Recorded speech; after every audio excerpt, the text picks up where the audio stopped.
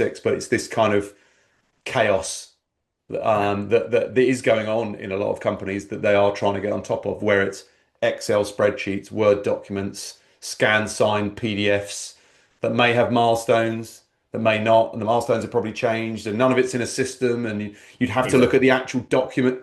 All that sort of stuff is as you and I know, far too common, and these are the types of problems that the switched on companies are really trying to get on top of, and they are doing that.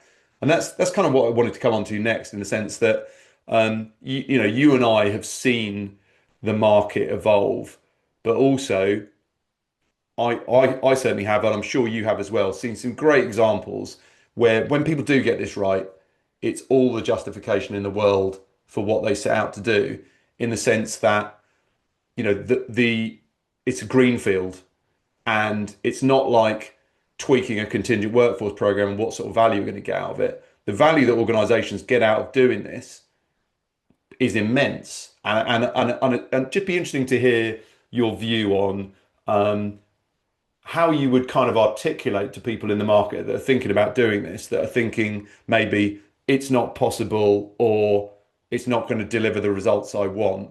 What would be your message to them in terms of where you've seen this has been successful and doable? Yeah.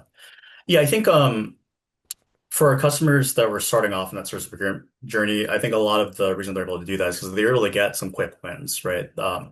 Probably the biggest thing was around cost savings in a couple different areas. Like my very first success as the original client I talked about back in 2008, when we first released that service procurement solution, we had this really interesting opportunity. We had just rolled out the service procurement solution. Like I said before, it was a very baseline solution, just managing the statements of work.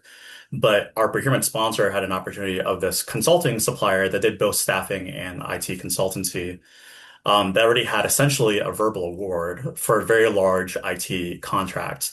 But we were about to load, right, this SOW into the VMS and got some of the baseline, data, included workers, the rates, things like that.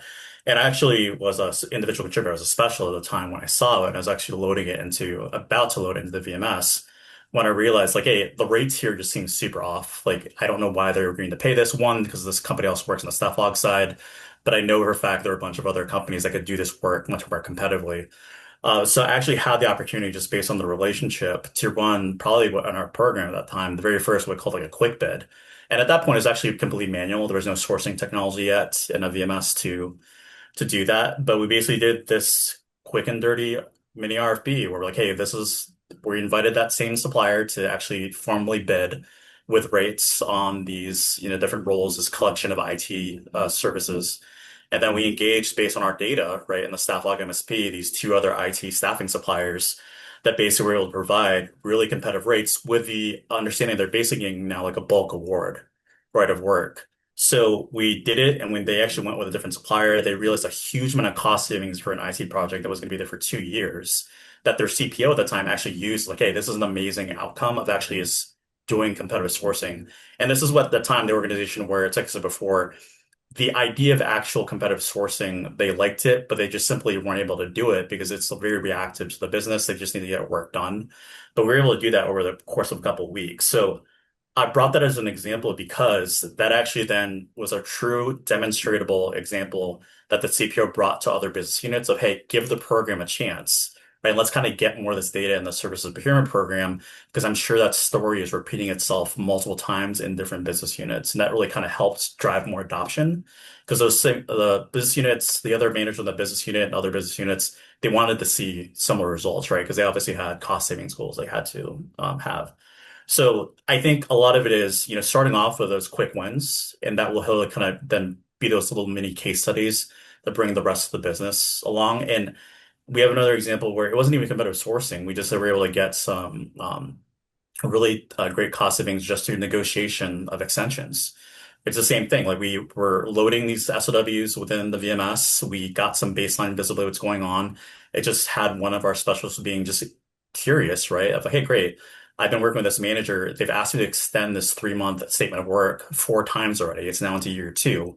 Why does it continually get extended? And after doing some conversation, right, with the business, you start realizing it was kind of just an open PO, or in these cases, the supplier actually was not meeting their deliverables, right? That weren't in the VMS at that time, but in the business agreement between the supplier and the manager, they weren't meeting their expectations, and the supplier was just kind of getting away with extensions with additional budget, right, for something that was their fault. And that really shouldn't be the case, right? It's a statement of work. The supplier should get some risk. And then we had some great negotiation opportunity to have no cost extensions, right? And even that in itself saved a good amount. But it was also really just an example for the procurement sponsor to show this is a business behavior that we knew was happening, but we never had the data to show it, that we now are using as a way to advance the program forward. So again, I think a lot of it, if you're in a space where you want to do service procurement and you think it's too complicated, start off with a small, quick examples, and that really help advance things further. Yeah, it's really interesting. It comes back to what you were kind of talking about earlier with regards to like whether people go big bang with these programs. I've seen a lot of success. You know, you talked about like having a baseline Yes. solution. I've seen a lot of success where people have gone piecemeal through different categories or different departments or different functions with that kind of baseline approach rather than a big bang approach.